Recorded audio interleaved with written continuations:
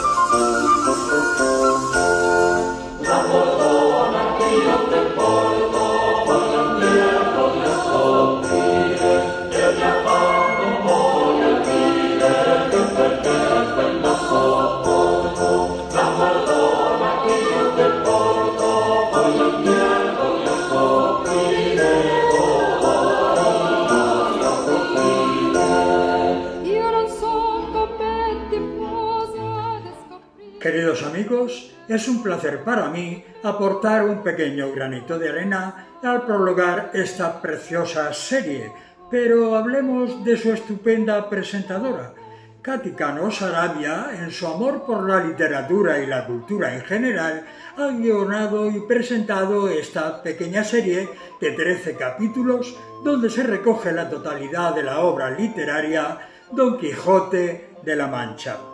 Katy es esposa, madre y abuela, una mujer trabajadora excelente como jefa de negociado en la Consejería de Agricultura de Murcia, aficionada al bel canto y debido a su voz privilegiada, es solista en 2 coros parroquiales, el de Alguazas en la provincia de Murcia y en La Romana, en la provincia de Alicante. Katy también es escribidora de poemas y tiene un precioso libro publicado titulado Un río de amores. Y ahora, tras algunas apariciones videográficas, ha aceptado hacer el guión y presentar esta serie, por lo que estaremos sumamente agradecidos. Gracias, Katy.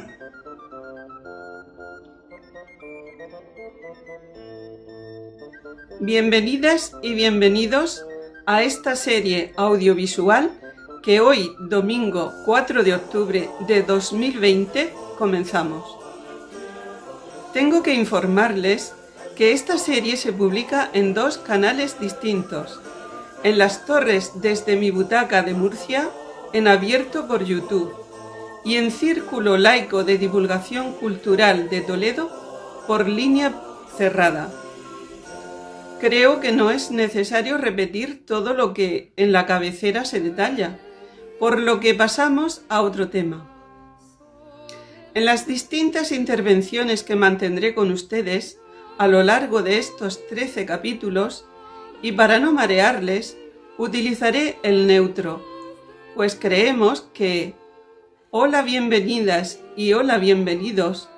amigos toledanos y amigas toledanas, queridas torreñas y queridos torreños, señoras murcianas y señores murcianos, no viene al caso. Estamos con literatura, no para seguir aumentando los caracteres a la hora de hacer un guión. No obstante, quien sea amante de estas formas de expresarse, cuenta con nuestra comprensión. Queridos amigos, cada entrega contiene un máximo aproximado de 90 minutos, por lo que pueden utilizar el móvil, el monitor de televisión o unos auriculares. Gracias por su atención y pasamos al siguiente recurso videográfico. Para esta primera entrega tan solo comentaremos unos datos básicos de nuestro autor literario español. Tarea fácil, ya que se puede de forma muy cómoda entrar a Internet para obtener toda la información que precisemos. Don Miguel de Cervantes y Saavedra nació en Alcalá de Henares en 1547 y falleció en Madrid en 1616. Escritor español, autor de Don Quijote de la Mancha entre los años 1605 y 1615, obra cumbre de la literatura universal. La inmensa fama de este libro inmortal, que parte de la parodia del género caballeresco para trazar un maravilloso retrato de los ideales y prosaísmos que cohabitan en el espíritu humano, ha hecho olvidar la existencia siempre precaria y azarosa del autor, al que ni siquiera sacó de la estrechez el fulgurante éxito del Quijote, compuesto en los últimos años de su vida. Y pasamos a la introducción del contenido de esta entrega. El contenido de esta entrega, que hacemos el domingo 4 de octubre, es el siguiente. Extraídos de la primera parte del libro. Capítulo 1, que trata de la condición y ejercicio del famoso hidalgo Don Quijote de la Mancha. Capítulo 2, donde se cuenta la graciosa manera que tuvo Don Quijote en armarse caballero. Y capítulo 4, 5 y 6, de lo que le sucedió a nuestro caballero cuando salió de la venta. El metraje total del audio para escuchar es 1 hora y 19 minutos. Adelante los auriculares y a disfrutar de esta primera entrega. Cuando termine la audición, estaré de nuevo con ustedes. Hasta ahora.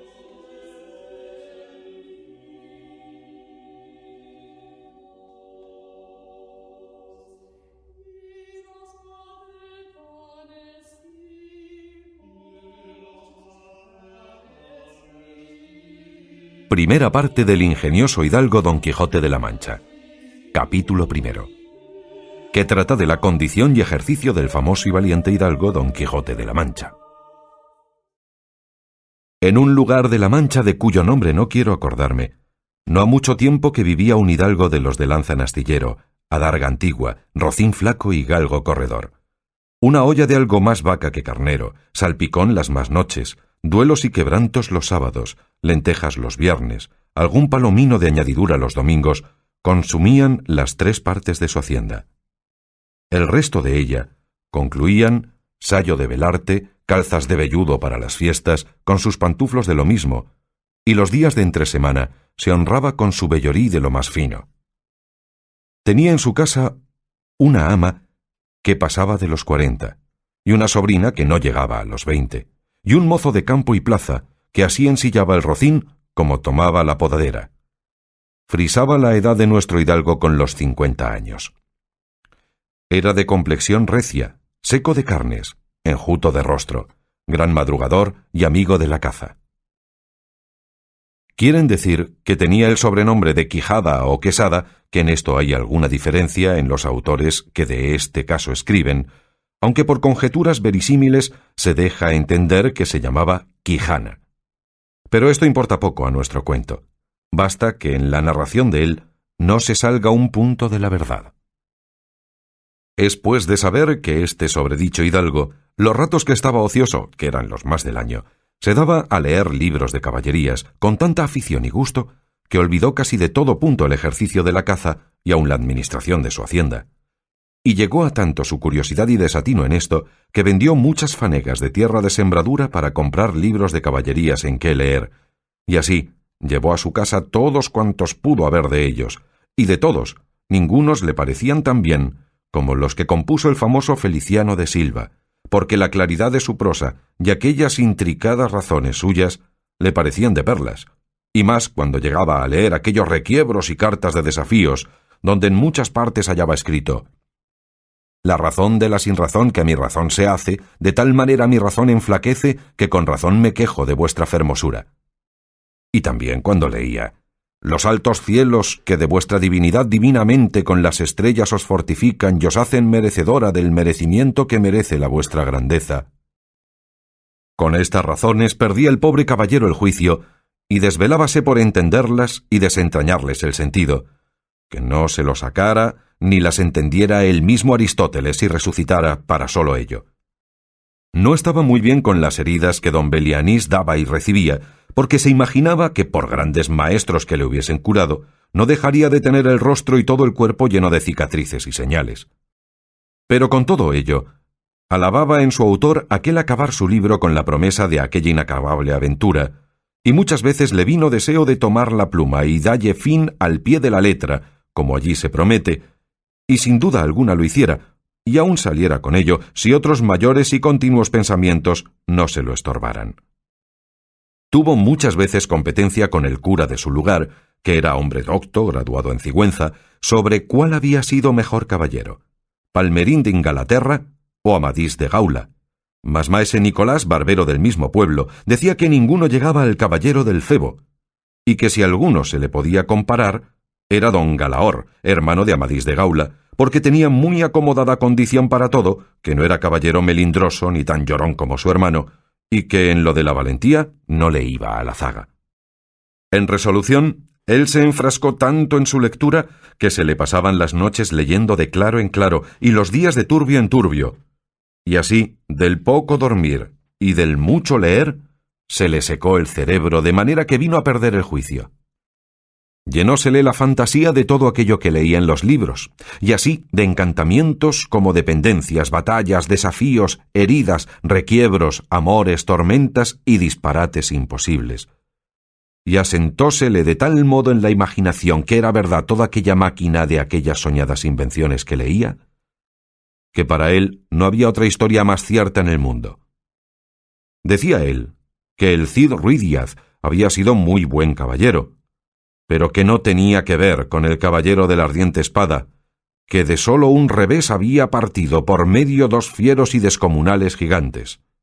Mejor estaba con Bernardo del Carpio, porque en Roncesvalles había muerto a Roldán el Encantado, valiéndose de la industria de Hércules, cuando ahogó a Anteo, el hijo de la tierra, entre los brazos. Decía mucho bien del gigante Morgante, porque con ser de aquella generación gigántea, que todos son soberbios y descomedidos, él solo era afable y bien criado. Pero sobre todos, estaba bien con Reinaldos de Montalbán, y más cuando le veía salir de su castillo y robar cuantos topaba, y cuando en Allende robó aquel ídolo de Mahoma, que era todo de oro, según dice su historia. Diera él por dar una mano de coces al traidor de Galalón, al ama que tenía y aun a su sobrina de añadidura. En efecto, rematado ya su juicio, vino a dar en el más extraño pensamiento que jamás dio loco en el mundo, y fue que le pareció convenible y necesario, así para el aumento de su honra como para el servicio de su república, hacerse caballero andante y irse por todo el mundo con sus armas y caballo a buscar las aventuras y a ejercitarse en todo aquello que él había leído que los caballeros andantes se ejercitaban, deshaciendo todo género de agravio y poniéndose en ocasiones y peligros donde acabándolos cobrase eterno nombre y fama. Imaginábase el pobre ya coronado por el valor de su brazo, por lo menos del imperio de Trapisonda, y así, con estos tan agradables pensamientos, llevado del extraño gusto que en ellos sentía, se dio priesa a poner en efecto lo que deseaba. Y lo primero que hizo fue limpiar unas armas que habían sido de sus bisabuelos, que tomadas de orín y llenas de moho, luengos siglos había que estaban puestas y olvidadas en un rincón. Limpiólas y aderezólas lo mejor que pudo, pero vio que tenían una gran falta, y era que no tenían celada de encaje, sino morrión simple. Mas a esto suplió su industria, porque de cartones hizo un modo de media celada que, encajada con el morrión, hacían una apariencia de celada entera.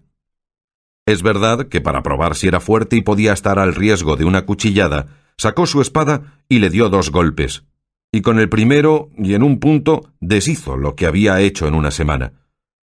Y no dejó de parecerle mal la facilidad con que la había hecho pedazos,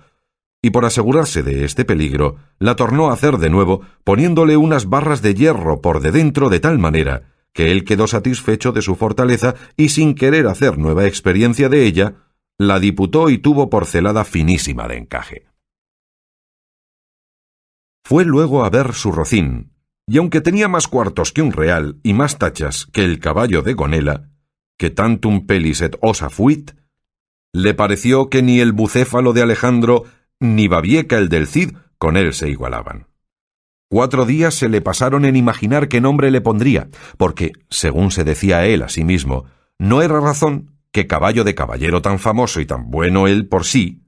estuviese sin nombre conocido, y así procuraba acomodársele de manera que declarase quién había sido antes que fuese de caballero andante, y lo que era entonces, pues estaba muy puesto en razón que, mudando su señor estado, mudase él también el nombre, y le cobrase famoso y de estruendo, como convenía a la nueva orden y al nuevo ejercicio que ya profesaba. Y así, después de muchos nombres que formó, borró y quitó, añadió, deshizo y tornó a hacer en su memoria e imaginación, al fin le vino a llamar Rocinante, nombre a su parecer alto, sonoro y significativo de lo que había sido cuando fue Rocín, antes de lo que ahora era, que era antes y primero de todos los rocines del mundo. Puesto nombre y tan a su gusto a su caballo, quiso ponérsele a sí mismo, y en este pensamiento duró otros 8 días, y al cabo se vino a llamar Don Quijote, de donde, como queda dicho, tomaron ocasión los autores de esta tan verdadera historia que sin duda se debía de llamar Quijada, y no Quesada, como otros quisieron decir. Pero acordándose que el valeroso Amadís no sólo se había contentado con llamarse Amadís a secas, sino que añadió el nombre de su reino y patria por hacerla famosa, y se llamó Amadís de Gaula, así quiso, como buen caballero, añadir al suyo el nombre de la suya y llamarse Don Quijote de la Mancha, con que a su parecer declaraba muy al vivo su linaje y patria y la honraba con tomar el sobrenombre de ella. Limpias pues sus armas,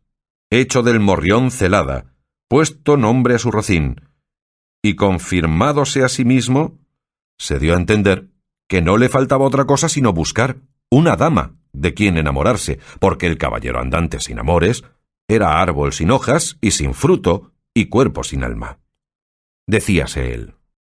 si yo por malos de mis pecados o por mi buena suerte me encuentro por ahí con algún gigante, como de ordinario les acontece a los caballeros andantes, y le derribo de un encuentro o le parto por mitad del cuerpo, o finalmente le venzo y le rindo,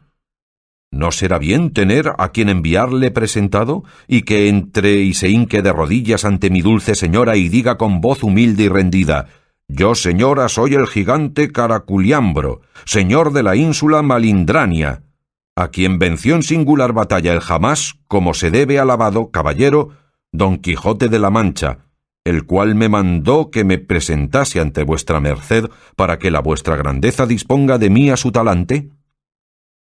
Oh, cómo se holgó nuestro buen caballero cuando hubo hecho este discurso, y más cuando halló a quien dar nombre a su dama. Y fue, a lo que se cree, que en un lugar cerca del suyo había una moza labradora de muy buen parecer, de quien él un tiempo anduvo enamorado, aunque según se entiende ella jamás lo supo ni le dio cata de ello. Llamábase Aldonza Lorenzo, y a ésta le pareció ser bien darle título de señora de sus pensamientos. Y buscándole nombre que no desdijese mucho del suyo, y que tirase y se encaminase al de princesa y gran señora, vino a llamarla Dulcinea del Toboso, porque era natural del Toboso, nombre a su parecer músico y peregrino y significativo, como todos los demás que a él y a sus cosas había puesto. Capítulo 2, que trata de la primera salida que de su tierra hizo el ingenioso Don Quijote. Hechas pues estas prevenciones, no quiso aguardar más tiempo a poner en efecto su pensamiento, apretándole a ello la falta que él pensaba que hacía en el mundo su tardanza, según eran los agravios que pensaba deshacer, tuertos que enderezar, sin razones que enmendar y abusos que mejorar y deudas que satisfacer. Y así, sin dar parte a persona alguna de su intención, y sin que nadie le viese, una mañana antes del día, que era uno de los calurosos del mes de julio, se armó de todas sus armas, subió sobre Rocinante, puesta su mal compuesta celada, embrazó su adarga, tomó su lanza, y por la puerta falsa de un corral salió al campo con grandísimo contento y alborozo de ver con cuánta facilidad había dado principio a su buen deseo. Mas apenas se vio en el campo, cuando le asaltó un pensamiento terrible y tal que por poco le hiciera dejar la comenzada empresa, y fue que le vino a la memoria que no era armado caballero, y que conforme a la ley de caballería ni podía ni debía tomar armas con ningún caballero, y puesto que lo fuera, había de llevar armas blancas, como novel caballero, sin empresa en el escudo, hasta que por su esfuerzo lo ganase. Estos pensamientos le hicieron titubear en su propósito, mas, pudiendo más su locura que otra razón alguna, propuso de hacerse armar caballero del primero que topase, a imitación de otros muchos que así lo hicieron, según él había leído en los libros que tal le tenían. En lo de las armas blancas, pensaba limpiarlas de manera, en teniendo lugar, que lo fuesen más que un armiño. Y con esto se quietó, y prosiguió su camino, sin llevar otro que aquel que su caballo quería, creyendo que en aquello consistía la fuerza de las aventuras. Yendo pues caminando nuestro flamante aventurero, iba hablando consigo mismo y diciendo: ¿Quién duda, sino que en los venideros tiempos, cuando salga a la luz la verdadera historia de mis famosos hechos, que el sabio que los escribiere no ponga cuando llegue a contar esta mi primera salida tan de mañana de esta manera? Apenas había el rubicundo Apolo tendido por la faz de la ancha y espaciosa tierra las doradas hebras de sus hermosos cabellos, y apenas los pequeños y pintados pajarillos con sus arpadas lenguas habían saludado con dulce y meliflua armonía la venida de la rosada aurora, que dejando la blanda cama del celoso marido por las puertas y balcones del manchego horizonte, a los mortales se mostraba, cuando el famoso caballero Don Quijote de la Mancha, dejando las ociosas plumas, subió sobre su famoso caballo Rocinante y comenzó a caminar por el antiguo y conocido campo de Montiel. Y era la verdad que por él caminaba. Y añadió diciendo: «Dichosa edad y siglo dichoso, aquel donde saldrán a luz las famosas hazañas mías, dignas de entallarse en bronces, esculpirse en mármoles y pintarse en tablas, para memoria en lo futuro. Oh tú, sabio encantador, quien quiera que seas, a quien ha de tocar el ser cronista de esta peregrina historia, ruégote que no te olvides de mi buen Rocinante, compañero eterno mío en todos mis caminos y carreras». Luego volvía diciendo, como si verdaderamente fuera enamorado: «Oh princesa Dulcinea, señora de este cautivo corazón, mucho agravio me habedes fecho en despedirme y reprocharme con el riguroso afincamiento de mandarme no parecer ante la vuestra fermosura. Plégaos, señora, de membraros de este vuestro sujeto corazón que tantas cuitas por vuestro amor padece». Con estos iba ensartando otros disparates, todos al modo de los que sus libros le habían enseñado, imitando en cuanto podía su lenguaje. Con esto caminaba tan despacio y el sol entraba tan apriesa y con tanto ardor que fuera bastante a derretirle los sesos, si algunos tuviera. Casi todo aquel día caminó sin acontecerle cosa que de contar fuese, de lo cual se desesperaba, porque quisiera topar luego con quien hacer experiencia del valor de su fuerte brazo. Autores hay que dicen que la primera aventura que le avino fue la del Puerto Lápice. Otros dicen que la de los molinos de viento. Pero lo que yo he podido averiguar en este caso, y lo que he hallado escrito en los anales de la Mancha, es que él anduvo todo aquel día, y al anochecer su Rocín y él se hallaron cansados y muertos de hambre, y que mirando a todas partes por ver si descubriría algún castillo o alguna majada de pastores donde recogerse y a donde pudiese remediar su mucha hambre y necesidad, vio no lejos del camino por donde iba una venta, que fue como si viera una estrella que no a los portales, sino a los alcázares de su redención le encaminaba. dióse priesa a caminar y llegó a ella a tiempo que anochecía. Estaban acaso a la puerta dos mujeres mozas, de estas que llaman del partido, las cuales iban a Sevilla con unos arrieros que en la venta aquella noche acertaron a hacer jornada. Y como nuestro aventurero todo cuanto pensaba, veía o imaginaba le parecía ser hecho y pasar al modo de lo que había leído, luego que vio la venta, se le representó que era un castillo con sus 4 torres y chapiteles de luciente plata, sin faltarle su puente levadiza y honda cava, con todos aquellos adherentes que semejantes castillos se pintan. Fuese llegando a la venta, que a él le parecía castillo, y a poco trecho de ella detuvo las riendas a Rocinante, esperando que algún enano se pusiese entre las almenas a dar señal con alguna trompeta de que llegaba caballero al castillo. Pero como vio que se tardaban y que Rocinante se daba prisa por llegar a la caballeriza, se llegó a la puerta de la venta y vio a las 2 distraídas mozas que allí estaban, que a él le parecieron 2 hermosas doncellas o 2 graciosas damas que delante de la puerta del castillo se estaban solazando.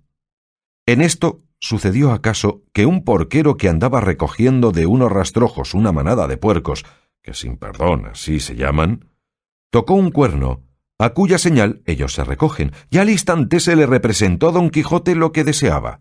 que era que algún enano hacía señal de su venida. Y así, con extraño contento, llegó a la venta y a las damas, las cuales, como vieron venir un hombre de aquella suerte armado y con lanza y adarga, llenas de miedo se iban a entrar en la venta, pero Don Quijote, coligiendo por su huida su miedo,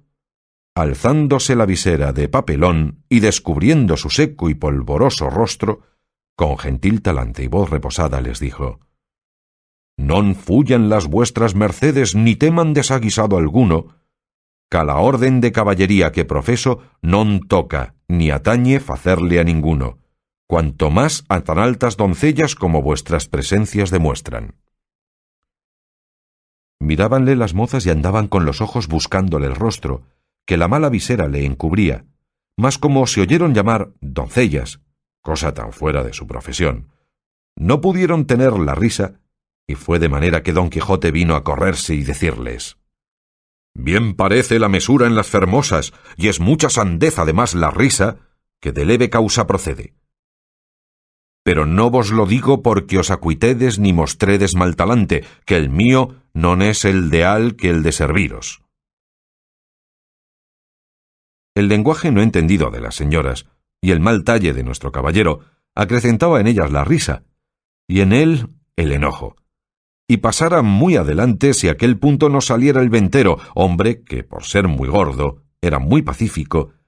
el cual, viendo aquella figura contrahecha armada de armas tan desiguales como eran la brida, lanza, adarga y coselete, no estuvo en nada en acompañar a las doncellas en las muestras de su contento, mas, en efecto, temiendo la máquina de tantos pertrechos, determinó de hablarle comedidamente, y así le dijo: «Si vuestra merced, señor caballero, busca posada, amén del lecho, porque en esta venta no hay ninguno, todo lo demás se hallará en ella en mucha abundancia». Viendo Don Quijote la humildad del alcaide de la fortaleza, que tal le pareció a él el ventero y la venta, respondió: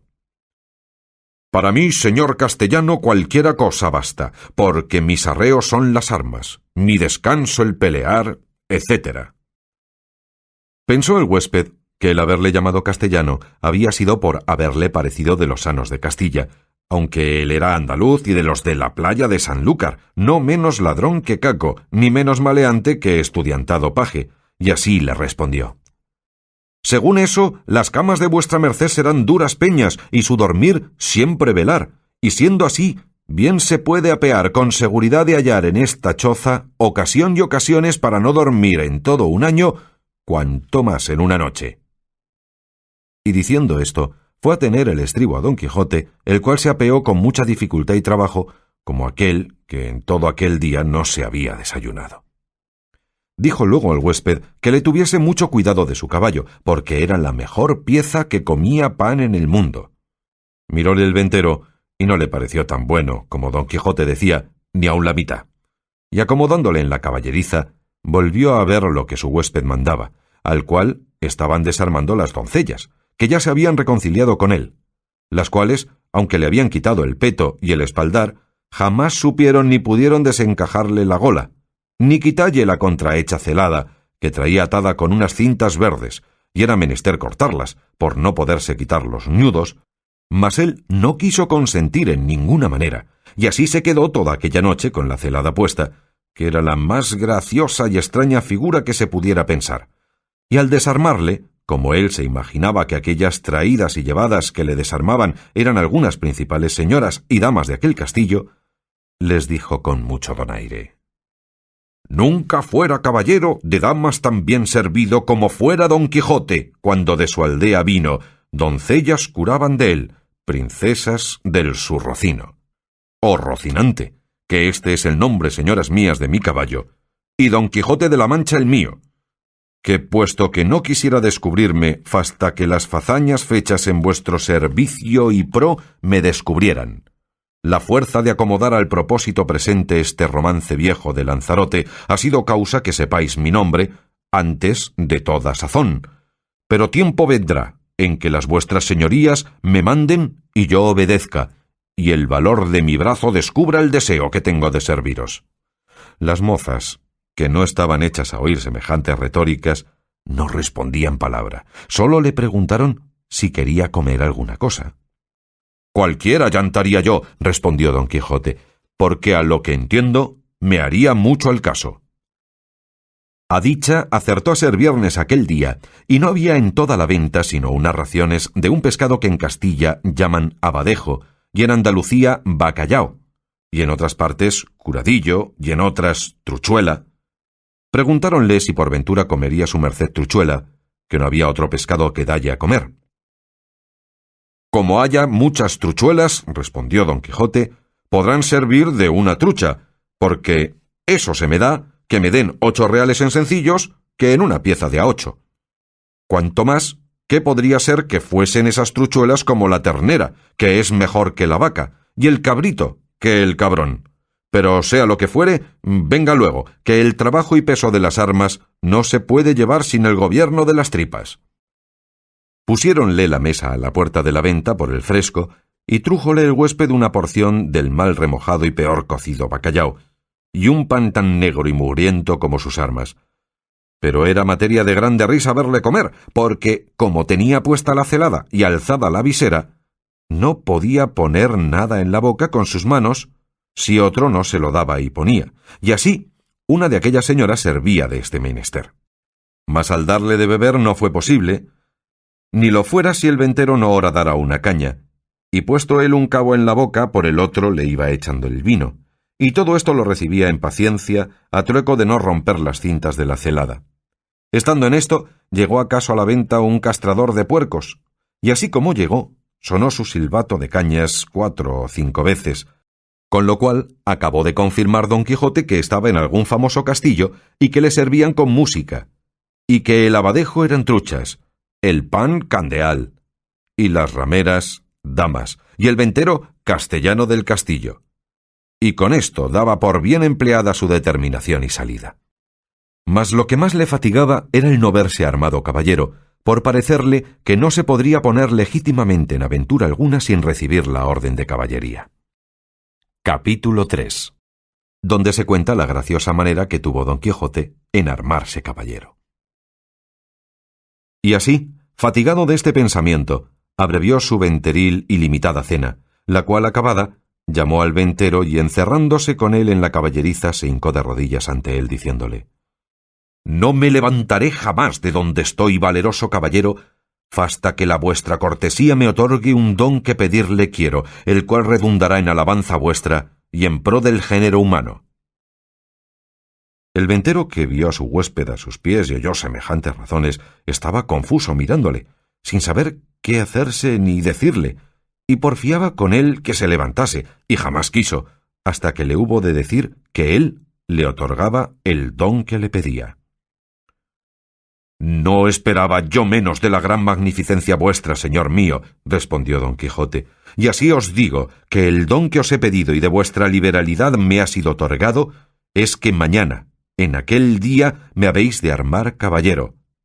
y esta noche en la capilla de este vuestro castillo velaré las armas, y mañana, como tengo dicho, se cumplirá lo que tanto deseo, para poder, como se debe ir por todas las 4 partes del mundo, buscando las aventuras, en pro de los menesterosos, como está a cargo de la caballería y de los caballeros andantes, como yo soy, cuyo deseo a semejantes fazañas es inclinado. El ventero, que como está dicho era un poco socarrón y ya tenía algunos barruntos de la falta de juicio de su huésped, acabó de creerlo cuando acabó de oírle semejantes razones. Y por tener que reír aquella noche, determinó de seguirle el humor y así le dijo que andaba muy acertado en lo que deseaba y pedía, y que tal prosupuesto era propio y natural de los caballeros tan principales como él parecía, y como su gallarda presencia mostraba. Y que él, asimismo, en los años de su mocedad, se había dado aquel honroso ejercicio, andando por diversas partes del mundo, buscando sus aventuras, sin que hubiese dejado los percheles de Málaga, islas de Riarán, Compás de Sevilla, Azoguejo de Segovia, o la Olivera de Valencia, Rondilla de Granada, Playa de Sanlúcar, Potro de Córdoba y las Ventillas de Toledo, y otras diversas partes donde había ejercitado la ligereza de sus pies, sutileza de sus manos, haciendo muchos tuertos, recuestando muchas viudas, deshaciendo algunas doncellas y engañando algunos pupilos, y finalmente dándose a conocer por cuantas audiencias y tribunales hay casi en toda España, y que a lo último se había venido a recoger a aquel su castillo, donde vivía con su hacienda y con las ajenas, recogiendo en él a todos los caballeros andantes de cualquiera calidad y condición que fuesen, sólo por la mucha afición que les tenía, y porque partiesen con él de sus haberes, en pago de su buen deseo. Díjole también que en aquel su castillo no había capilla alguna donde poder velar las armas, porque estaba derribada para hacerla de nuevo.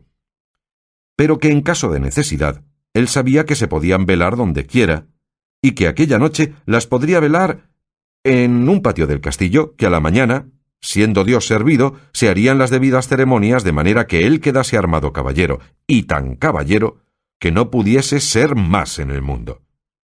Preguntóle si traía dineros. Respondió don Quijote que no traía blanca, porque él nunca había leído en las historias de los caballeros andantes que ninguno los hubiese traído. A esto dijo el ventero que se engañaba, que puesto caso que en las historias no se escribía, por haberles parecido los autores de ellas que no era menester escribir una cosa tan clara y tan necesaria de traerse como eran dineros, y camisas limpias. No por eso se había de creer que no los trujeron, y así tuviese por cierto y averiguado que todos los caballeros andantes, de que tantos libros están llenos y atestados, llevaban bien herradas las bolsas por lo que pudiese sucederles, y que asimismo llevaban camisas y una arqueta pequeña llena de ungüentos para curar las heridas que recibían, porque no todas veces, en los campos y desiertos donde se combatían y salían heridos, había quien los curase. Si ya no era que tenían algún sabio encantador por amigo que luego los socorría trayendo por el aire en alguna nube alguna doncella o enano con alguna redoma de agua de tal virtud que engustando alguna gota de ella luego al punto quedaban sanos de sus llagas y heridas como si mal alguno hubiesen tenido. Mas que en tanto que esto no hubiese, tuvieron los pasados caballeros por cosa acertada que sus escuderos fuesen proveídos de dineros y de otras cosas necesarias como eran hilas y ungüentos para curarse, y cuando sucedía que los tales caballeros no tenían escuderos, que eran pocas y raras veces, ellos mismos lo llevaban todo en unas alforjas muy sutiles que casi no se parecían a las ancas del caballo, como que era otra cosa más de importancia, porque no teniendo por ocasión semejante esto de llevar alforjas no fue muy admitido entre los caballeros andantes, y por eso le daba por consejo, pues aún se lo podía mandar como a su ahijado, que tan presto lo había de ser, que no caminase de allí adelante sin dineros y sin las prevenciones referidas, y que vería cuán bien se hallaba con ellas cuando menos se pensase. Prometióle don Quijote de hacer lo que se le aconsejaba con toda puntualidad, y así se dio luego orden como velase las armas en un corral grande que a un lado de la venta estaba, y recogiéndolas don Quijote todas, las puso sobre una pila que junto a un pozo estaba, y embrazando su adarga,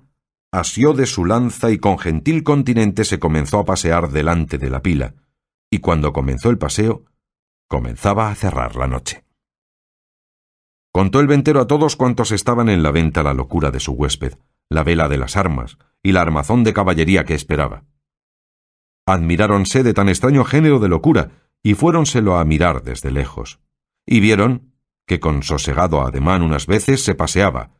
otras, arrimado a su lanza, ponía los ojos en las armas sin quitarlos por un buen espacio de ellas. Acabó de cerrar la noche, pero con tanta claridad de la luna que podía competir con el que se la prestaba, de manera que cuanto el novel caballero hacía era bien visto de todos. Antojósele en esto a uno de los arrieros que estaban en la venta ir a dar agua a su recua, y fue menester quitar las armas de Don Quijote que estaban sobre la pila, el cual, viéndole llegar, en voz alta le dijo: «Oh tú, quien quiera que seas, atrevido caballero, que llegas a tocar las armas del más valeroso andante que jamás se ciñó espada. Mira lo que haces y no las toques, si no quieres dejar la vida en pago de tu atrevimiento». No se curó el arriero de estas razones, y fuera mejor que se curara, porque fuera curarse en salud. Antes, trabando de las correas, las arrojó gran trecho de sí, lo cual, visto por Don Quijote, alzó los ojos al cielo y, puesto el pensamiento a lo que pareció en su señora Dulcinea, dijo: «Acorredme, señora mía, en esta primera afrenta que a este vuestro avasallado pecho se le ofrece. No me desfallezca en este primero trance vuestro favor y amparo». Y diciendo estas y otras semejantes razones, soltando la adarga, alzó la lanza a 2 manos y dio con ella tan gran golpe al arriero en la cabeza que le derribó en el suelo tan maltrecho que si secundara con otro no tuviera necesidad de maestro que le curara. Hecho esto, recogió sus armas y tornó a pasearse con el mismo reposo que primero. Desde allí a poco, sin saberse lo que había pasado porque aún estaba aturdido el arriero, llegó otro con la misma intención de dar agua a sus mulos, y llegando a quitar las armas para desembarazar la pila, sin hablar Don Quijote palabra y sin pedir favor a nadie, soltó otra vez la adarga y alzó otra vez la lanza, y sin hacerla pedazos, hizo más de 3 la cabeza del segundo arriero, porque se la abrió por 4. Al ruido acudió toda la gente de la venta, y entre ellos el ventero. Viendo esto, Don Quijote embrazó su adarga y, puesta mano a su espada, dijo: «Oh señora de la fermosura, esfuerzo y vigor del debilitado corazón mío, ahora es tiempo que vuelvas los ojos de tu grandeza a este tu cautivo caballero, que tamaña aventura está atendiendo». Con esto cobró a su parecer tanto ánimo, que si le acometieran todos los arrieros del mundo, no volviera el pie atrás. Los compañeros de los heridos, que tales los vieron, comenzaron desde lejos a llover piedras sobre Don Quijote, el cual lo mejor que podía se reparaba con su adarga, y no se osaba apartar de la pila por no desamparar las armas. El ventero daba voces que le dejasen, porque ya les había dicho cómo era loco, y que por loco se libraría, aunque los matase a todos. También Don Quijote las daba mayores, llamándoles de alevosos y traidores, y que el señor del castillo era un follón y mal nacido caballero, pues de tal manera consentía que se tratasen los andantes caballeros, y que si él hubiera recibido la orden de caballería, que él le diera a entender su alevosía. «Pero de vosotros, soez y baja canalla, no hago caso alguno. Tirad, llegad, venid y ofendedme en cuanto pudiéredes, que vosotros veréis el pago que lleváis de vuestra sandez y demasía». Decía esto con tanto brío y denuedo,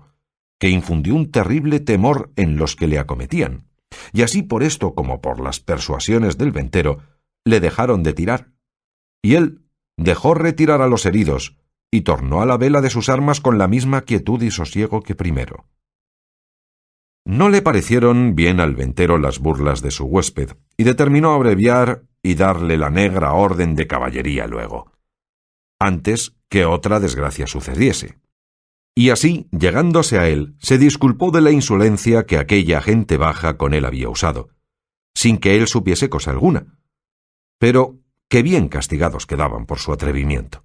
Díjole, como ya le había dicho, que en aquel castillo no había capilla, y para lo que restaba de hacer tampoco era necesaria, que todo el toque de quedar armado caballero consistía en la pescozada y el espaldarazo, según él tenía noticia del ceremonial de la orden, y que aquello en mitad de un campo se podía hacer, y que ya había cumplido con lo que tocaba al velar de las armas, que con solas 2 horas de vela se cumplía, cuanto más que él había estado más de 4. Todo se lo creyó don Quijote, que él estaba allí pronto para obedecerle, y que concluyese con la mayor brevedad que pudiese, porque, si fuese otra vez acometido y se viese armado caballero, no pensaba dejar persona viva en el castillo, excepto aquellas que él le mandase, a quien por su respeto dejaría. Advertido y medroso de esto el castellano, trujo luego un libro donde asentaba la paja y cebada que daban los arrieros, y con un cabo de vela que le traía un muchacho, y con las 2 ya dichas doncellas, se vino donde don Quijote estaba, al cual mandó hincar de rodillas, y leyendo en su manual, como que decía alguna devota oración, en mitad de la leyenda alzó la mano y dióle sobre el cuello un buen golpe, y tras él, con su misma espada, un gentil espaldarazo, siempre murmurando entre dientes como que rezaba. Hecho esto, mandó a una de aquellas damas que le ciñese la espada, la cual lo hizo con mucha desenvoltura y discreción, porque no fue menester poca para no reventar de risa a cada punto de las ceremonias, pero las proezas que ya habían visto del novel caballero les tenía la risa a raya. Al ceñirle la espada, dijo la buena señora: «Dios haga a vuestra merced muy venturoso caballero, y le dé ventura en lides». Don Quijote le preguntó cómo se llamaba, porque él supiese de allí en adelante a quién quedaba obligado por la merced recibida, porque pensaba darle alguna parte de la honra que alcanzase por el valor de su brazo. Ella respondió con mucha humildad que se llamaba La Tolosa, y que era hija de un remendón natural de Toledo, que vivía a las tendillas de Sancho Bienaya, y que dondequiera que ella estuviese le serviría y le tendría por señor. Don Quijote le replicó que por su amor le hiciese merced que de allí en adelante se pusiese don y se llamase Doña Tolosa. Ella se lo prometió, y la otra le calzó la espuela, con la cual le pasó casi el mismo coloquio que con la de la espada. Preguntóle su nombre y dijo que se llamaba La Molinera,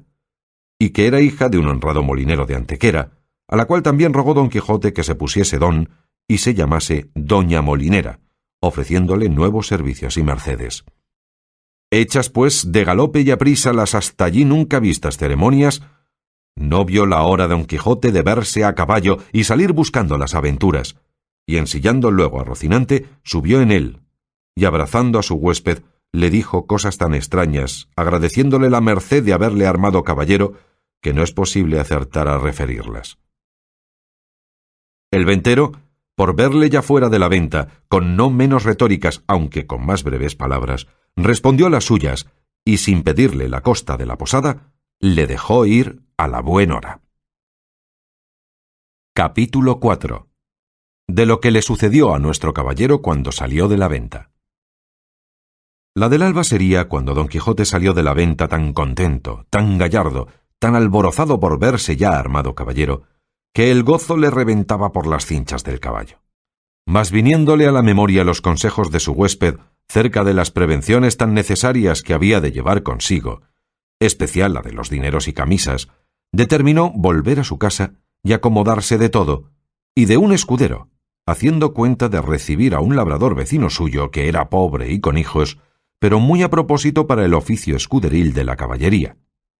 Con este pensamiento guió a Rocinante hacia su aldea, el cual, casi conociendo la querencia, con tanta gana comenzó a caminar, que parecía que no ponía los pies en el suelo. No había andado mucho cuando le pareció que a su diestra mano, de la espesura de un bosque que allí estaba, salían unas voces delicadas, como de persona que se quejaba,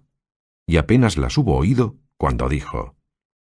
«Gracias doy al cielo por la merced que me hace, pues tan presto me pone ocasiones delante donde yo pueda cumplir con lo que debo a mi profesión y donde pueda coger el fruto de mis buenos deseos. Estas voces, sin duda, son de algún menesteroso o menesterosa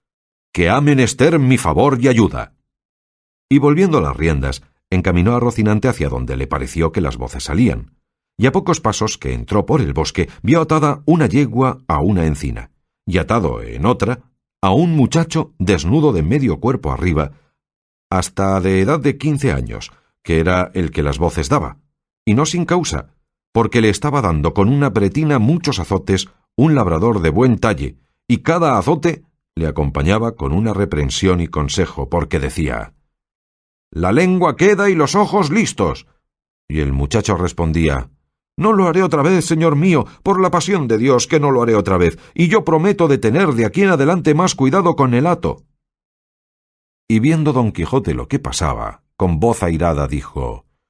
«Descortés caballero, mal parece tomaros con quien defender no se puede. Subid sobre vuestro caballo y tomad vuestra lanza», que también tenía una lanza arrimada a la encina donde estaba arrendada la yegua, «que yo os haré conocer ser de cobardes lo que estáis haciendo». El labrador, que vio sobre sí aquella figura llena de armas blandiendo la lanza sobre su rostro, túvose por muerto, y con buenas palabras respondió: «Señor caballero, este muchacho que estoy castigando es mi criado, que me sirve de guardar una manada de ovejas que tengo en estos contornos, el cual es tan descuidado que cada día me falta una, y porque castigo su descuido o bellaquería, dice que lo hago de miserable.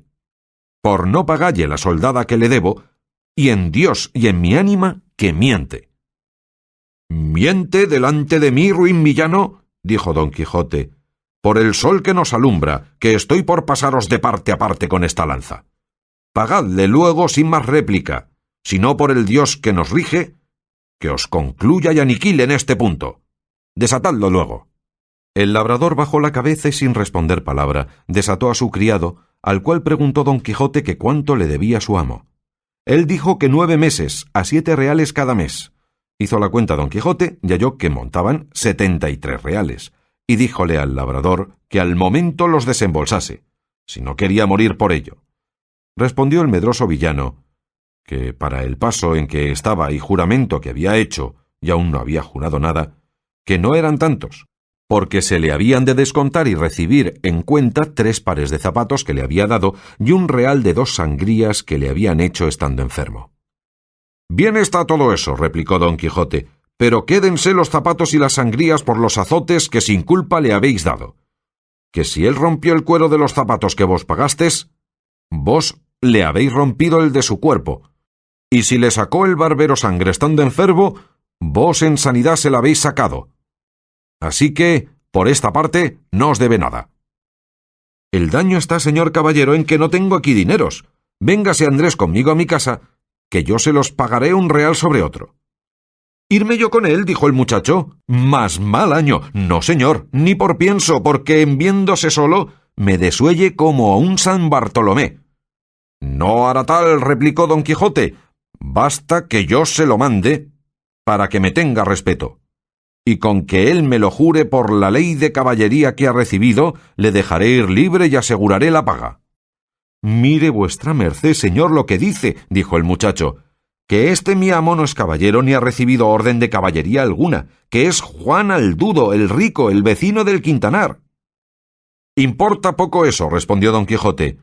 «que Aldudos puede haber caballeros, cuanto más que cada uno es hijo de sus obras». «Así es verdad», dijo Andrés, «pero este mi amo, ¿de qué obras es hijo? Pues me niega mi soldada y mi sudor y trabajo». «No niego, hermano Andrés», respondió el labrador, «y hacedme placer de veniros conmigo, que yo juro por todas las órdenes que de caballerías hay en el mundo, de pagaros, como tengo dicho, 1 real sobre otro, y aún sahumados». «Del sahumerio os hago gracia», dijo don Quijote, «dáselos en reales, que con eso me contento. Y mirad que lo cumpláis como lo habéis jurado, si no, por el mismo juramento os juro de volver a buscaros y a castigaros, que os tengo de hallar, aunque os escondáis más que una lagartija. Y si queréis saber quién os manda esto, para quedar con más veras obligado a cumplirlo, sabed que yo soy el valeroso don Quijote de la Mancha, el desfacedor de agravios y sin razones, y a Dios quedad. Y no se os parta de las mientes lo prometido, y jurado, so pena de la pena pronunciada». Y en diciendo esto, picó a su Rocinante y en breve espacio se apartó de ellos. Siguióle el labrador con los ojos, y cuando vio que estaba traspuesto del bosque y que ya no parecía, volvióse a su criado Andrés y díjole: «Venid acá, hijo mío, que os quiero pagar lo que os debo, como aquel desfacedor de agravios me dejó mandado». «Eso juro yo», dijo Andrés, ¿Y cómo que andará vuestra merced acertado en cumplir el mandamiento de aquel buen caballero que 1000 años viva, que según es de valeroso y de buen juez vive Roque, que si no me paga que vuelva y ejecute lo que dijo? También lo juro yo, dijo el labrador, pero por lo mucho que os quiero acrecentar la deuda por acrecentar la paga. Y asiéndole del brazo, le tornó a atar a la encina donde le dio tantos azotes que le dejó por muerto. «Llamad, señor Andrés, ahora», decía el labrador, «al desfacedor de agravios. Veréis cómo no desface aqueste, aunque creo que no está acabado de hacer, porque me viene gana de desollaros vivo como vos temíades». Pero al fin le desató y le dio licencia que fuese a buscar su juez para que ejecutase la pronunciada sentencia. Andrés se partió algo mohino, jurando de ir a buscar al valeroso Don Quijote de la Mancha y contalle punto por punto lo que había pasado, y que se lo había de pagar con las setenas. Pero con todo esto, él se partió llorando y su amo se quedó riendo. Y de esta manera deshizo el agravio el valeroso Don Quijote, el cual, contentísimo de lo sucedido, pareciéndole que había dado felicísimo y alto principio a sus caballerías, con gran satisfacción de sí mismo, iba caminando hacia su aldea, diciendo a media voz: «Bien te puedes llamar dichosa sobre cuantas hoy viven en la tierra, oh sobre las bellas bella Dulcinea del Toboso, pues te cupo en suerte tener sujeto y rendido a toda tu voluntad e talante a un tan valiente y tan nombrado caballero como lo es y será Don Quijote de la Mancha, el cual, como todo el mundo sabe, ayer recibió la orden de caballería y hoy ha desfecho el mayor tuerto y agravio que formó la sinrazón y cometió la crueldad. Hoy quitó el látigo de la mano a aquel despiadado enemigo que tan sin ocasión vapulaba a aquel delicado infante». En esto llegó a un camino que en 4 se dividía, y luego se le vino a la imaginación las encrucijadas donde los caballeros andantes se ponían a pensar cuál camino de aquellos tomarían, y por imitarlos estuvo un rato quedo, y al cabo de haberlo muy bien pensado, soltó la rienda al Rocinante, dejando a la voluntad del Rocín la suya, el cual siguió su primer intento, que fue el irse camino de su caballeriza. Y habiendo andado como 2 millas, descubrió Don Quijote un grande tropel de gente que, como después se supo, eran unos mercaderes toledanos que iban a comprar seda a Murcia. Eran 6, y venían con sus quitasoles, con otros 4 criados a caballo y 3 mozos de mulas a pie. Apenas los divisó Don Quijote cuando se imaginó ser cosa de nueva aventura, y por imitar en todo a cuanto a él le parecía posible los pasos que había leído en sus libros, le pareció venir allí de molde uno que pensaba hacer. Y así, con gentil continente y denuedo, se afirmó bien en los estribos, apretó la lanza, llegó la adarga al pecho, y puesto en la mitad del camino estuvo esperando que aquellos caballeros andantes llegasen, que ya él por tales los tenía y juzgaba, y cuando llegaron a trecho que se pudieron ver y oír, levantó Don Quijote la voz y con ademán arrogante dijo: «Todo el mundo se tenga, si todo el mundo no confiesa que no hay en el mundo todo doncella más hermosa que la emperatriz de la Mancha, la sin par Dulcinea del Toboso». Paráronse los mercaderes al son de estas razones, y al ver la extraña figura del que las decía,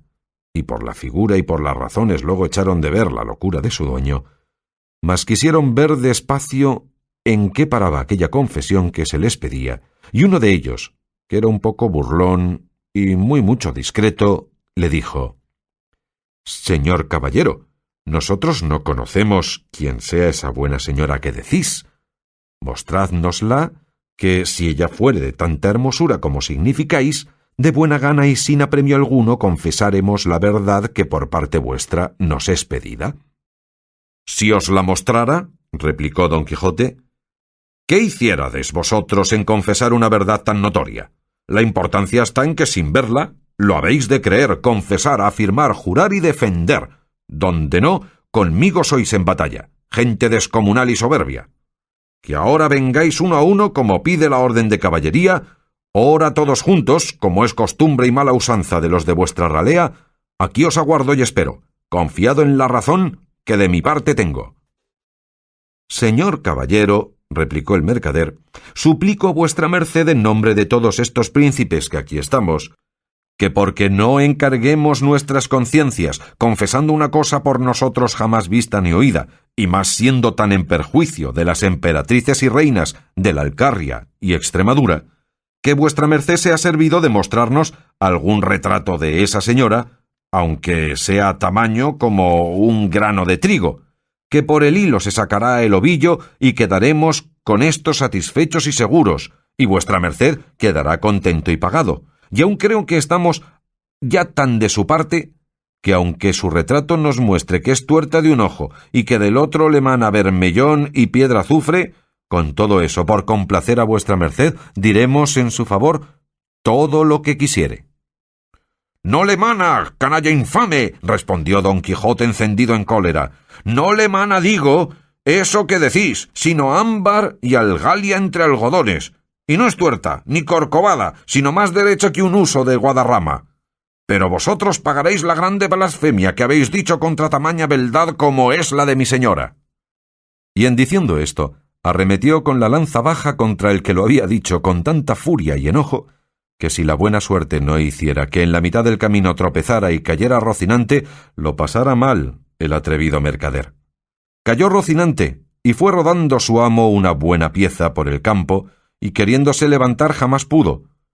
Tal embarazo le causaban la lanza, adarga, espuelas y celada, con el peso de las antiguas armas. Y entretanto que pugnaba por levantarse y no podía, estaba diciendo: «No fuyáis, gente cobarde, gente cautiva, atended que no por culpa mía, sino de mi caballo estoy aquí tendido». Un mozo de mulas de los que allí venían, que no debía de ser muy bien intencionado, oyendo decir al pobre caído tantas arrogancias, no lo pudo sufrir sin darle la respuesta en las costillas. Y llegándose a él, tomó la lanza, y después de haberla hecho pedazos, con uno de ellos comenzó a dar a nuestro Don Quijote tantos palos que a despecho y pesar de sus armas le molió como cibera. Dábanle voces sus amos que no le diese tanto y que le dejase, pero estaba ya el mozo picado, y no quiso dejar el juego hasta envidar todo el resto de su cólera, y acudiendo por los demás trozos de la lanza los acabó de deshacer sobre el miserable caído, que con toda aquella tempestad de palos que sobre él llovía no cerraba la boca amenazando al cielo y a la tierra y a los malandrines que tal le parecían.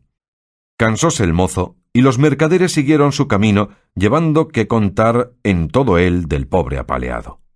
El cual, después que se vio solo, tornó a probar si podía levantarse, pero si no lo pudo hacer cuando sano y bueno, ¿cómo lo haría molido y casi deshecho?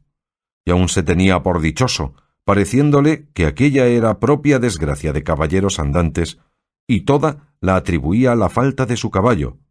y no era posible levantarse según tenía abrumado todo el cuerpo.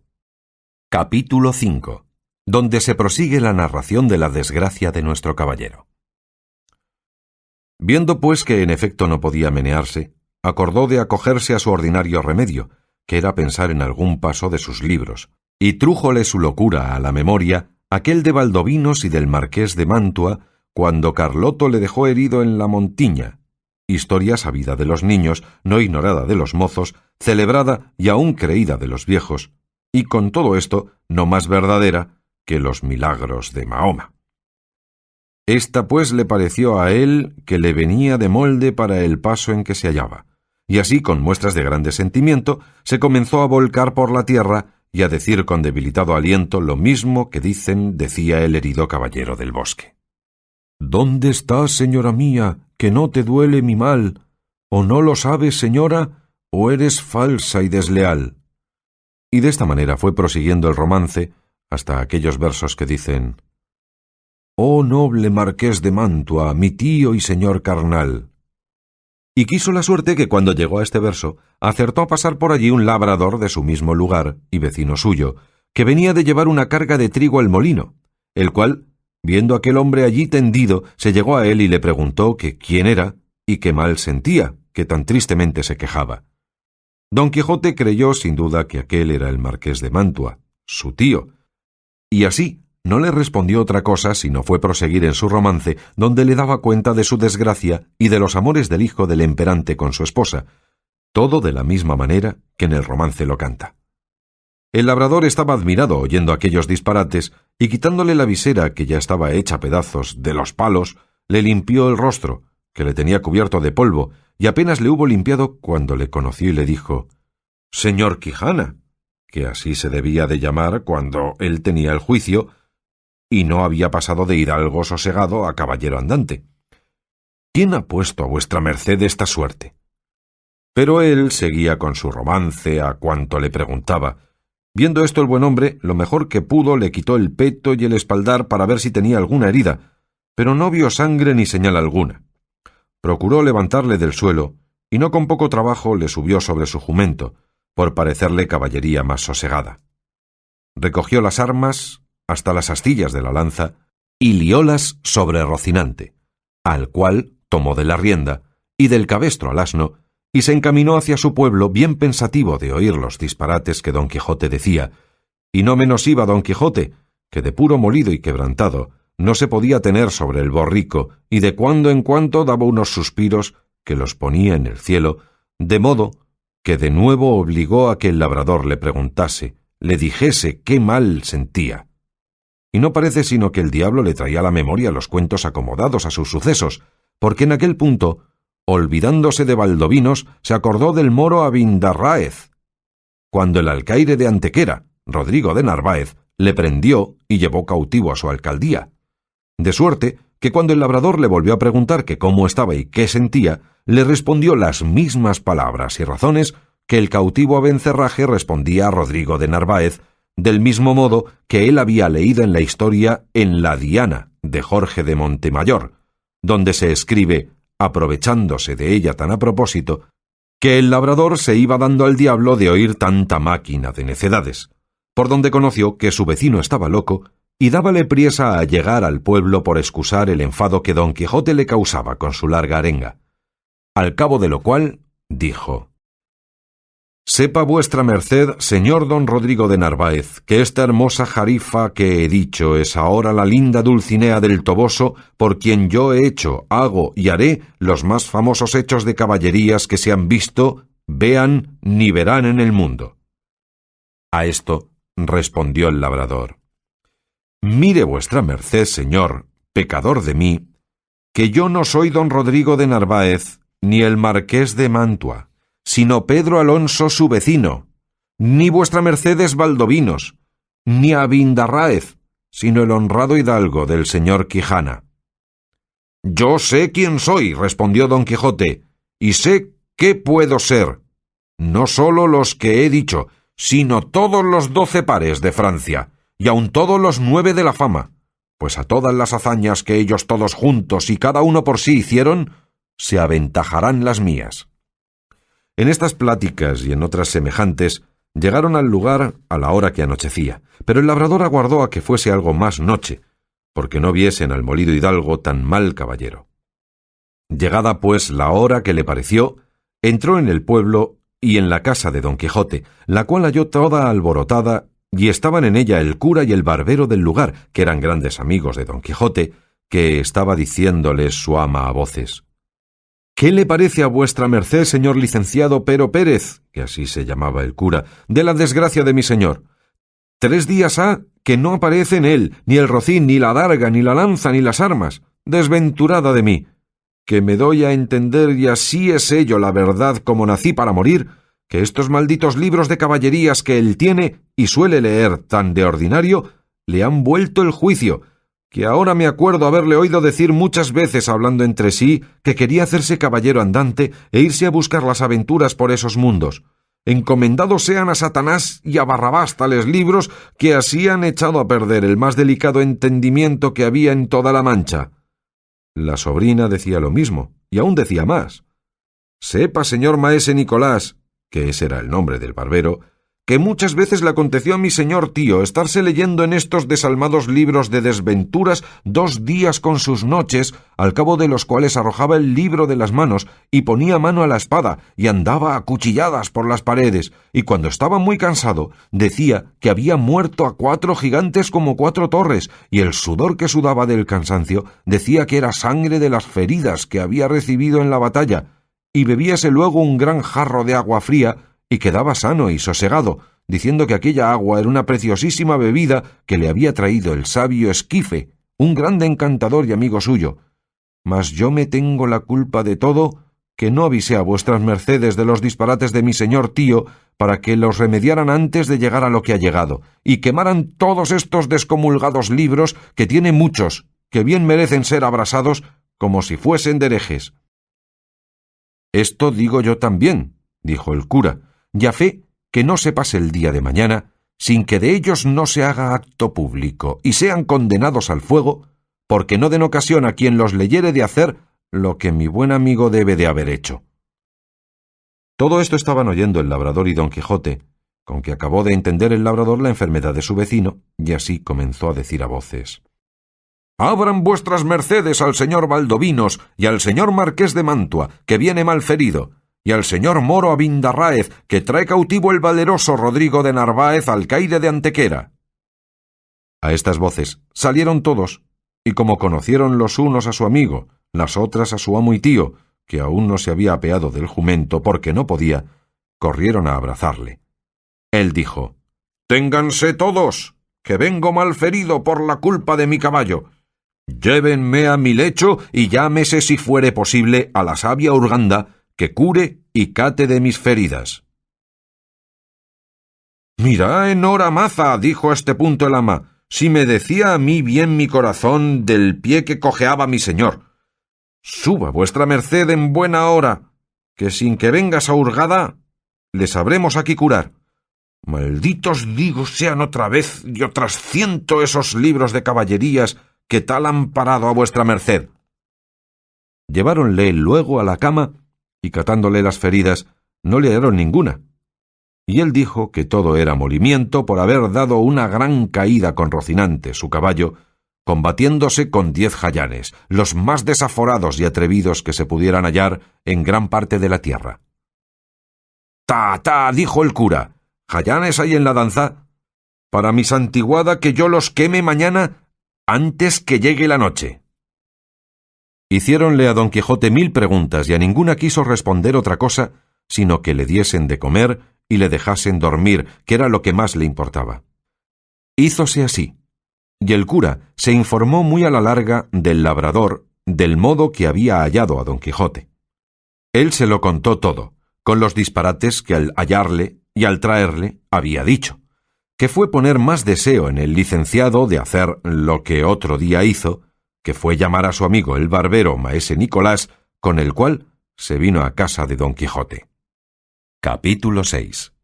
Del donoso y grande escrutinio que el cura y el barbero hicieron en la librería de nuestro ingenioso hidalgo. El cual aún todavía dormía. Pidió las llaves a la sobrina del aposento donde estaban los libros autores del daño, y ella se las dio de muy buena gana. Entraron dentro todos, y la ama con ellos, y hallaron más de 100 cuerpos de libros grandes, muy bien encuadernados, y otros pequeños. Y así como el ama los vio, volvióse a salir del aposento con gran priesa, y tornó luego con una escudilla de agua bendita y un hisopo, y dijo: «Tome vuestra merced, señor licenciado, rocíe este aposento, no esté aquí algún encantador de los muchos que tienen estos libros, y nos encanten en pena de las que queremos dar echándolos del mundo». Causó risa al licenciado la simplicidad del ama, y mandó al barbero que le fuese dando de aquellos libros uno a uno, para ver de qué trataban, pues podía ser hallar algunos que no mereciesen castigo de fuego. «No», dijo la sobrina, «no hay para qué perdonar ninguno,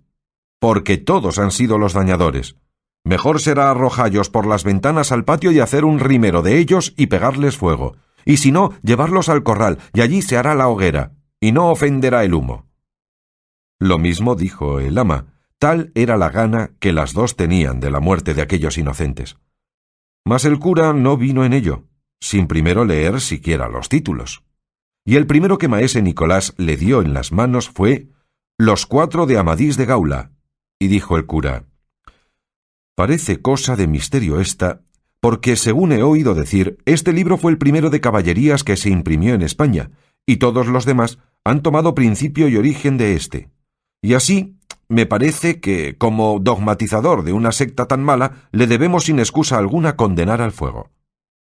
No, señor, dijo el barbero, que también he oído decir que es el mejor de todos los libros que de este género se han compuesto, y así, como a único en su arte, se debe perdonar. Así es verdad, dijo el cura, y por esa razón se le otorga la vida por ahora. Veamos es otro que está junto a él. Es, dijo el barbero, Las Sergas de Esplandián, hijo legítimo de Amadís de Gaula. Pues en verdad, dijo el cura, que no le ha de valer al hijo la bondad del padre. Tomad, señor ama, abrir esa ventana y echadle al corral y dé principio al montón de la hoguera que se ha de hacer. Hízolo así el ama con mucho contento, y el bueno de Esplandián fue volando al corral esperando con toda paciencia el fuego que le amenazaba. Adelante, dijo el cura. Este que viene, dijo el barbero, es Amadís de Grecia, y aun todos los de este lado, a lo que creo, son del mismo linaje de Amadís. Pues vayan todos al corral, dijo el cura, que a trueco de quemar a la reina Pintiquiniestra y al pastor Darinel y a sus églogas y a las endiabladas y revueltas razones de su autor, quemaré con ellos al padre que me engendró si anduviera en figura de caballero andante. De ese parecer soy yo, dijo el barbero. Y aun yo, añadió la sobrina. Pues así es, dijo el ama, vengan y al corral con ellos. Diéronselos, que eran muchos, y ella ahorró la escalera y dio con ellos por la ventana abajo. ¿Quién es ese tonel?, dijo el cura. Este es, respondió el barbero, don Olivante de Laura. El autor de ese libro, dijo el cura, fue el mismo que compuso a Jardín de Flores, y en verdad que no sepa determinar cuál de los dos libros es más verdadero, o por decir mejor, menos mentiroso. Solo sé decir que este irá al corral por disparatado y arrogante. Este que sigue es Florismarte de Hircania, dijo el barbero. Ahí está el señor Florismarte, replicó el cura, pues a fe que ha de parar presto en el corral, a pesar de su extraño nacimiento y sonadas aventuras, que no da lugar a otra cosa la dureza y sequedad de su estilo. Al corral con él y con esotro, señora ama. Que me place, señor mío, respondía ella, y con mucha alegría ejecutaba lo que le era mandado.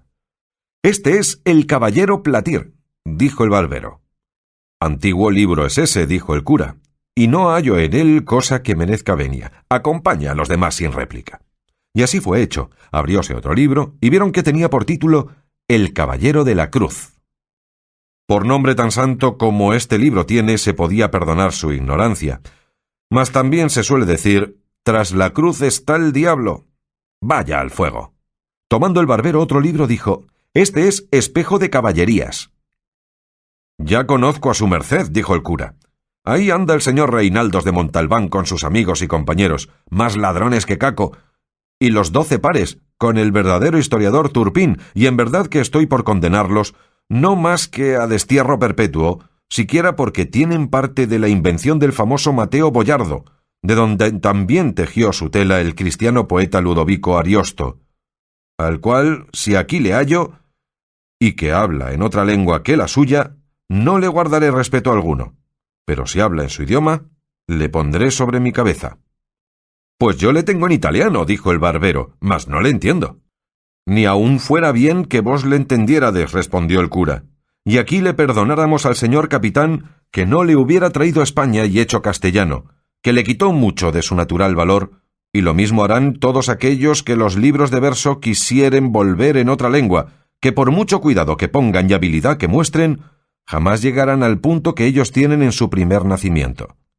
Digo, en efecto, que este libro y todos los que se hallaren que tratan de estas cosas de Francia se echen y depositen en un pozo seco hasta que con más acuerdo se vea lo que se ha de hacer con ellos, exceptuando a un Bernardo del Carpio que anda por ahí y a otro llamado Roncesvalles, que éstos, en llegando a mis manos, han de estar en las del ama y de ellas en las del fuego sin remisión alguna. Todo lo confirmó el barbero y lo tuvo por bien, y por cosa muy acertada, por entender que era el cura tan buen cristiano y tan amigo de la verdad que no diría otra cosa por todas las del mundo. Y abriendo otro libro, vio que era Palmerín de Oliva, y junto a él estaba otro que se llamaba Palmerín de Inglaterra, lo cual, visto por el licenciado, dijo, «Esa oliva se haga luego rajas, y que se queme, que aún no queden de ella las cenizas, y esa palma de Inglaterra se guarde y se conserve como a cosa única, y se haga para ello otra caja, como la que halló Alejandro en los despojos de Darío, que la diputó para guardar en ella las obras del poeta Homero. Este libro, señor compadre, tiene autoridad por dos cosas. La una, porque él por sí es muy bueno, y la otra, porque es fama que le compuso un discreto rey de Portugal. Todas las aventuras del castillo de Miraguarda son bonísimas y de grande artificio, las razones cortesanas y claras, que guardan y miran el decoro del que habla, con mucha propiedad y entendimiento. Digo, pues, salvo vuestro buen parecer, señor maese Nicolás, que éste y Amadís de Gaula queden libres del fuego, y todos los demás, sin hacer más cala y cata, perezcan. No, señor compadre, replicó el barbero, que este que aquí tengo es el afamado don Belianís. Pues ese, replicó el cura, con la segunda, tercera y cuarta parte tienen necesidad de un poco de ruibarbo para purgar la demasiada cólera suya, y es menester quitarles todo aquello del castillo de la fama y otras impertinencias de más importancia, para lo cual se les da término ultramarino, y como se enmendaren, así se usará con ellos de misericordia o de justicia, y en tanto tenedlos vos, compadre, en vuestra casa, mas nos los dejéis leer a ninguno. —Que me place —respondió el barbero. Y sin querer cansarse más en leer libros de caballerías, mandó el ama que tomase todos los grandes y diese con ellos en el corral. No se dijo a tonta ni a sorda, sino a quien tenía más gana de quemallos que de echar una tela, por grande y delgada que fuera, y asiendo casi 8 de una vez, los arrojó por la ventana. Por tomar muchos juntos se le cayó uno a los pies del barbero, que le tomó gana de ver de quién era, y vio que decía «Historia del famoso caballero Tirante el Blanco». «Válame Dios», dijo el cura dando una gran voz, «que aquí está Tirante el Blanco. Dádmele acá, compadre, que hago cuenta que he hallado en él un tesoro de contento y una mina de pasatiempos. Aquí está don Quirieleisón de Montalbán, valeroso caballero, y su hermano Tomás de Montalbán, y el caballero Fonseca, con la batalla que el valiente de Tirante hizo con el alano, y las agudezas de la doncella placer de mi vida, con los amores y embustes de la viuda reposada y la señora emperatriz enamorada de Hipólito su escudero. Dígoos verdad, señor compadre, que por su estilo es este el mejor libro del mundo. Aquí comen los caballeros, y duermen, y mueren en sus camas, y hacen testamento antes de su muerte, con estas cosas de que todos los demás libros de este género carecen. Con todo eso, os digo que merecía el que le compuso, pues no hizo tantas necedades de industria, que le echaran a galeras por todos los días de su vida. Llevadle a casa y leedle, y veréis que es verdad cuanto de él os he dicho. Así será, respondió el barbero, pero ¿qué haremos de estos pequeños libros que quedan? Estos, dijo el cura, no deben ser de caballerías, sino de poesía. Y abriendo uno, vio que era la Diana, de Jorge de Montemayor, y dijo, creyendo que todos los demás eran del mismo género: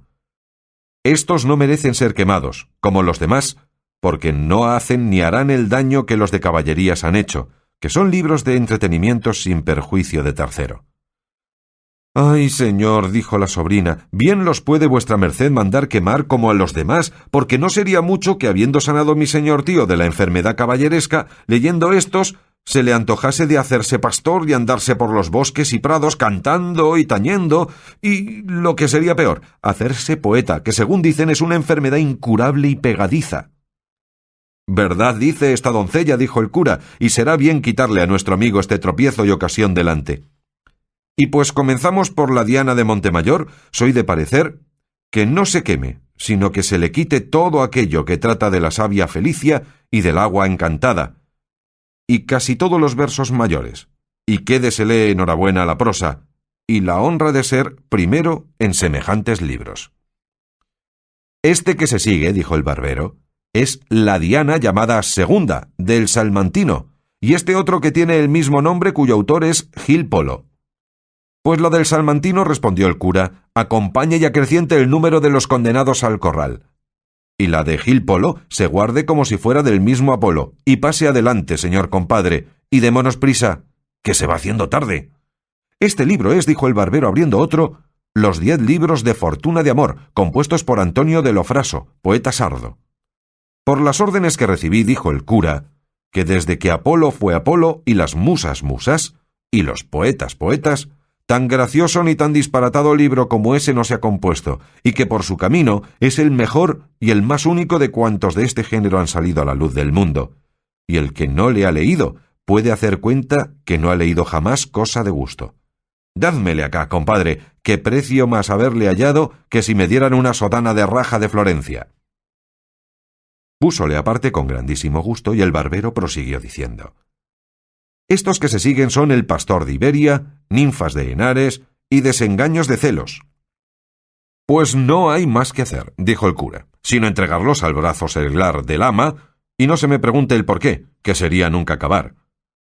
Este que viene es El pastor de Fílida. No es ese pastor, dijo el cura, sino muy discreto cortesano. Guárdese como joya preciosa. Este grande que aquí viene se intitula, dijo el barbero, Tesoro de varias poesías. Como ellas no fueran tantas, dijo el cura, fueran más estimadas. Menester es que este libro se escarde y limpie de algunas bajezas que entre sus grandezas tiene. Guárdese, porque su autor es amigo mío, y por respeto de otras más heroicas y levantadas obras que ha escrito. Este es, siguió el barbero, el cancionero de López Maldonado. También el autor de ese libro, replicó el cura, es grande amigo mío, y sus versos en su boca admiran a quien los oye, y tal es la suavidad de la voz con que los canta, que encanta. Algo largo es en las églogas, pero nunca lo bueno fue mucho. Guárdese con los escogidos, pero ¿qué libro es ese que está junto a él? La Galatea de Miguel de Cervantes, dijo el barbero. Muchos años ha que es grande amigo mío ese Cervantes, y sé que es más versado en desdichas que en versos. Su libro tiene algo de buena invención, propone algo y no concluye nada. Es menester esperar la segunda parte que promete, quizá con la enmienda alcanzará del todo la misericordia que ahora se le niega, y entre tanto que esto se ve, tenedle recluso en vuestra posada, señor compadre. —Que me place —respondió el barbero—, y aquí tienen 3 todos juntos: la Araucana de don Alonso de Ercilla, la Austríada de Juan Rufo, jurado de Córdoba, y el Monserrato de Cristóbal de Virués, poeta valenciano. Todos esos 3 libros, dijo el cura, son los mejores que en verso heroico en lengua castellana están escritos, y pueden competir con los más famosos de Italia. Guárdense como las más ricas prendas de poesía que tiene España. Cansóse el cura de ver más libros, y así, a carga cerrada, quiso que todos los demás se quemasen, pero ya tenía abierto uno el barbero que se llamaba Las lágrimas de Angélica. Lloráralas yo, dijo el cura en oyendo el nombre, si tal libro hubiera mandado quemar, porque su autor fue uno de los famosos poetas del mundo, no solo de España, y fue felicísimo en la traducción de algunas fábulas de Ovidio. Queridos amigos, hemos llegado al final de esta primera entrega. Saludamos a todos los que nos han seguido desde los 2 canales en los que hemos publicado. Las Torres desde mi butaca en Murcia, a través de YouTube en abierto, y en Círculo Laico de Divulgación Cultural en Toledo, en emisión privada. Un abrazo para todos. Nos vemos el próximo domingo con una nueva entrega. Hasta siempre.